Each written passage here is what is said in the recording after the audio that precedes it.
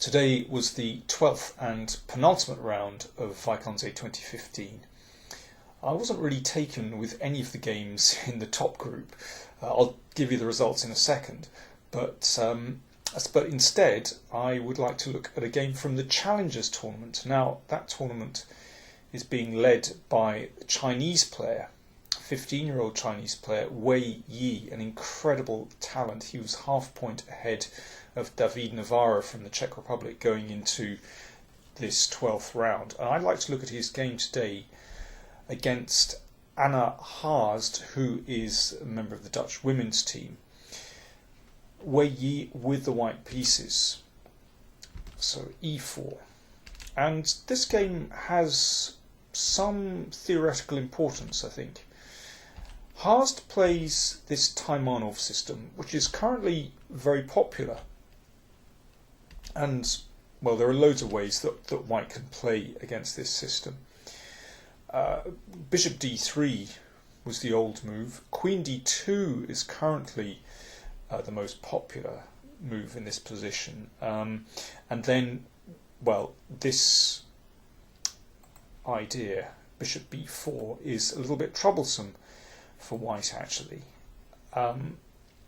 Somehow black is able to generate play on the queen side very quickly. And yeah, but white, I mean, results are being balanced, but certainly black is holding his own in these lines. But today, Wei Yi played this move queen f3, which is suddenly becoming very trendy, actually. No, it's a slightly unusual idea to block the f-pawn. Often we see this coming to f3 or perhaps to f4. But, okay, the queen develops quickly because we want to castle queenside without any delay. Also, sometimes this queen slips across to this square g3. And that can be very annoying for black if black wants to develop this dark-squared bishop. Knight e5 was played here, as in two games of Anish Giri that we've seen already in the Masters tournament, the top tournament. But I just want to mention another move, and that's bishop a3. Somebody mentioned this move the other day. I mean, this looks completely daft. Of course, it's a computer suggestion. I mean, I'm only mentioning it because it's just so fantastic, and the kind of move that now, with the use of computers, one sees these bizarre ideas that one would never dream of. The idea is that if pawn takes bishop, then knight e5 attacks the queen and the queen threatens the knight. It's probably not very good, but let's just have a look at this. Castles queenside, knight e5, and then queen takes c3. See, this is the idea, all these strange pins. In fact, if white gives up a pawn, it's probably very good. The knight is threatened, g7 is threatened, so knight g6, and then knight b3. White's a pawn down, but actually has pretty decent compensation because these dart squares are so weak. But anyway, it's another story. I'm mentioning it just for the record. So knight e5 was played, queen g3, and now you can see that this pin is potentially a bit annoying for black, and also the queen looks at g7. Now knight f6 is possible, but then white may get a very quick attack with f4 and e5. Haast played h5. I mean, this move looks absolutely ludicrous, just neglecting development. But this was played by Giri and others. So she's taken a leaf out of Giri's book. Now, castles. So this is following these games of Anish Giri that we've seen already in this tournament. So black begins a queenside offensive. And although black is way behind in development, at least this light squared bishop has been exchanged off, and that means that potentially this pawn is a little bit weaker. So we're still following these previous games of Giri. And here, if you remember that Giri played rook c8 against Radyabov earlier in the tournament, and that led to well, a very quick draw actually, but a crazy game that went like this. And now rook takes f7. Now let me go through these moves anyway, because I don't think we looked at this I don't think I gave this in one of my videos. In fact, this led to a forced draw after this check. Now the queen has to take the knight, and now queen takes e6. Now it looks terrifying for black, but in fact white has just run out of pieces, and in this position, after rook takes knight, in fact, the game ends in a draw by perpetual check. Black can't escape from that.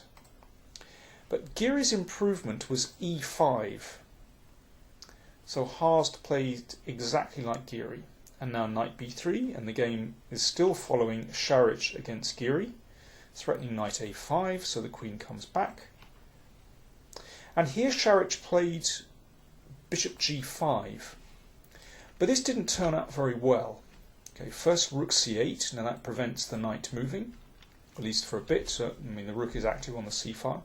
Now bishop e7, and with this exchange, black actually finds stability.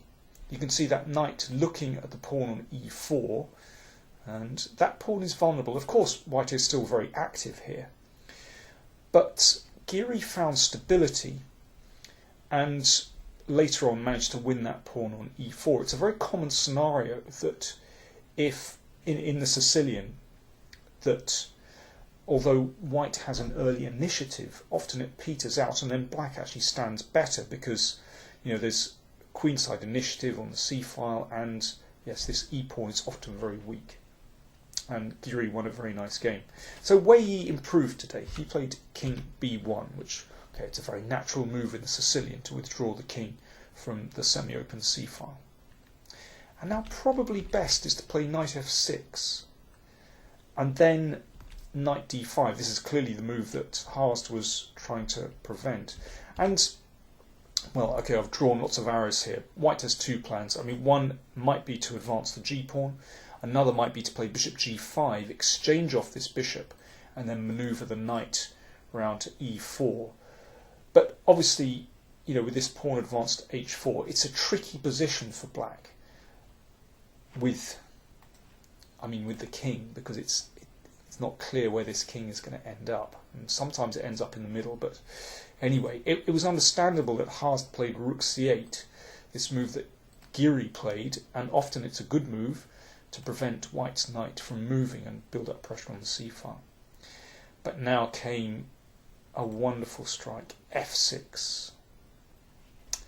This really has to be taken. And then rook takes f6, a very nice exchange sacrifice. And the idea is to open up the diagonal for the queen down to d7. And now here's the essential follow-up, bishop b6.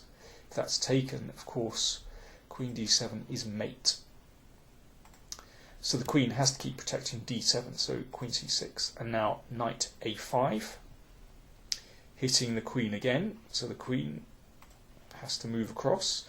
And this blocks the attack here, but of course now the bishop can be taken.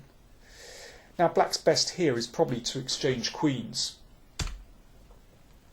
and play this endgame, but there's no doubt that white has a very clear advantage with knight and bishop against a rook.